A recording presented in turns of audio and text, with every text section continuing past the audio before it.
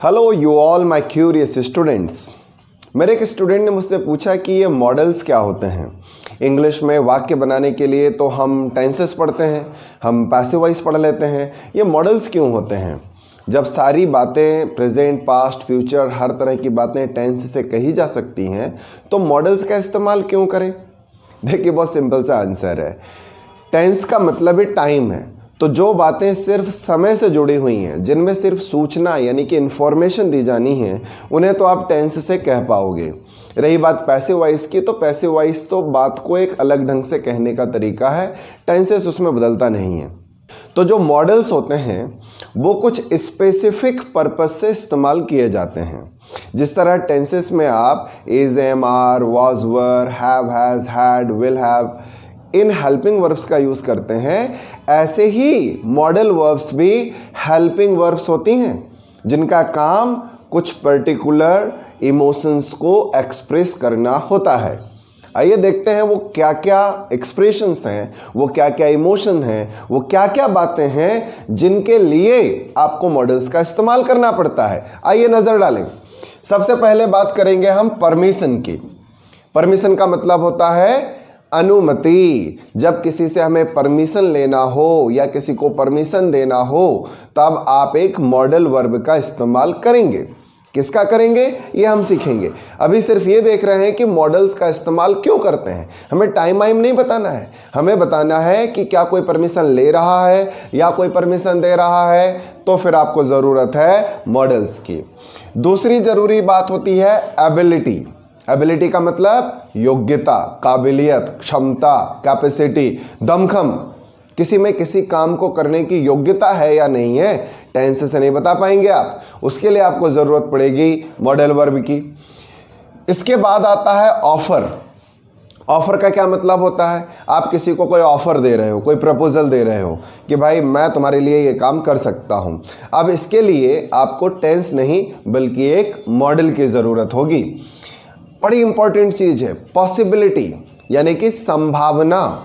जब आप अनुमान लगाना चाहते हैं, ऐसे जब आप सोचेंगे, या फिर आप श्योर नहीं है किसी चीज़ को लेकर, अगर पक्का है, श्योर है, होना ही है, तो टेंस से आप अपनी बात कह देंगे। लेकिन अनुमान लगाना है, आप बोल रहे हो सकता है, शायद हो, पक्का नहीं पता मुझे।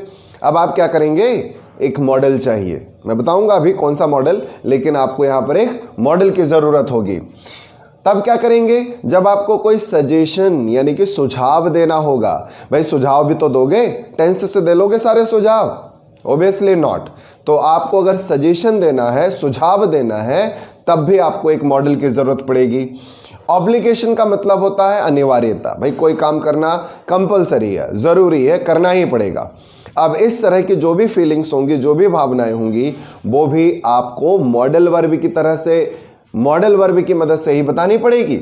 इसके अलावा होती है मॉरल ड्यूटी, नैतिक मूल्य। किसी को उसके इंसान होने का एहसास कराना है। आप ये कहना चाहेंगे कि भाई ये काम करो क्योंकि तुम इंसान हो, तुम्हारी ड्यूटी है, कर्तव्य है तुम्हारा, तब भी आपको एक मॉडल की ज़रूरत पड़ेगी। लाइक्लीहुड का मतलब भी संभावना है, ये देखा हमने पॉसिबिलिटी के लिए। सर्टेनिटी यानी कि निश्चितता बताना है कि भाई पक्का है, ये काम होना ही है, फिर से मॉडल की ज़रूरत पड़ेगी। इसी तरह से विलिंगनेस। विलिंगनेस का मतलब है इच्छुक हैं आप, करना चाहते हैं, मन कर रहा है काम को करने का। अभी टेंस से काम नहीं चलेगा, मॉडल की ज़रूरत होगी। और नेसेसिटी, एक बार फिर से, कंपलसरी है कोई काम करना, अनिवार्य ही है, करना ही पड़ेगा। इन सभी पर्पस से आपको मॉडल्स की ज़रूरत पड़ती है। तो इनकी इंपॉर्टेंस को आप डिनाई नहीं कर सकते, दे आर वेरी इंपॉर्टेंट। अब मैं आपके सामने रख रहा हूं वो 10 प्रमुख मॉडल्स जिनका इस्तेमाल आपको ज़रूर सीखना चाहिए। मुख्य रूप से मॉडल्स 10 होते हैं, संख्या उनकी 10 होती है। फिर उनकी मदद से उनके ब्रांचेस और निकाल कर आप और ज़्यादा बना सकते हैं। तो चलिए उन पर नज़र डालें। ये रहे सारे आपके सामने 10 मॉडल्स होते हैं जो कंपलसरी होते हैं, और इसकी ब्रांचेस और भी होंगी। लेकिन पहला हम देख रहे हैं विल। अब आप कहेंगे विल तो हमने टेंस में पढ़ रखा है। बिल्कुल पढ़ रखा है, टेंस में भी विल का यूज़ करते हैं और एज ए मॉडल भी करते हैं, फ़र्क है दोनों में। विल और वुड का इस्तेमाल करते हैं। ये टेंस नहीं है। अक्सर लोग पूछते हैं कि वुड का इस्तेमाल प्रेजेंट में होगा कि पास्ट में होगा कि फ्यूचर में होगा। भाई जवाब है हर जगह होगा, डिटेल पढ़ने की ज़रूरत पड़ेगी। प्रेजेंट में भी यूज़ होगा, पास्ट में भी होगा, फ्यूचर में भी होगा। तीसरे नंबर पर है शैल। शैल का यूज़ बहुत ही रेयरली किया जाता है लेकिन मौजूद है, जिंदा है वो अभी। शैल का इस्तेमाल आप कर सकते हैं किसी से भी कुछ परमिशन लेने या उसको कुछ बताने के लिए। शुड का यूज़ करते हैं सजेशन देने के लिए, सुझाव के लिए सबसे प्यारा शब्द होता है शुड। कैन का यूज़ करते हैं, मुख्य रूप से कैन का यूज़ एबिलिटी यानी कि कैपेसिटी बताने के लिए करते हैं, लेकिन परमिशन भी ली जा सकती है, पॉसिबिलिटी भी बताई जा सकती है। कुड का इस्तेमाल करते हैं कोई पोलाइट, हम्बल, विनम्र रिक्वेस्ट करने के लिए कुड का यूज़ है। मे एक मॉडल वर्ब है, बड़ा ही उपयोगी है। मे का इस्तेमाल जनरली पॉसिबिलिटी बताने के लिए करते हैं, लेकिन ऐसा नहीं है, और भी यूजेस होते हैं इनके। माइट का इस्तेमाल करते हैं अगेन संभावना बताने के लिए। मस्ट का इस्तेमाल करते हैं, बाजू में लिखा है ऑब्लिगेशन बताने के लिए, नेसेसिटी बताने के लिए, कंपलसरी कुछ है तो उसको लिए मस्ट का यूज़ करेंगे। ऑट टू का इस्तेमाल करते हैं मॉरल ड्यूटीज़ के लिए, नैतिक मूल्य बताने के लिए। अभी मैं आपको इन सभी की डिटेल तो आज की क्लास में नहीं पढ़ा रहा हूँ। आज मैंने आपको बताया कि इन सारे पर्पस से आपको मॉडल यूज़ करने हैं और ये सारे शब्द हैं जो मॉडल्स हैं।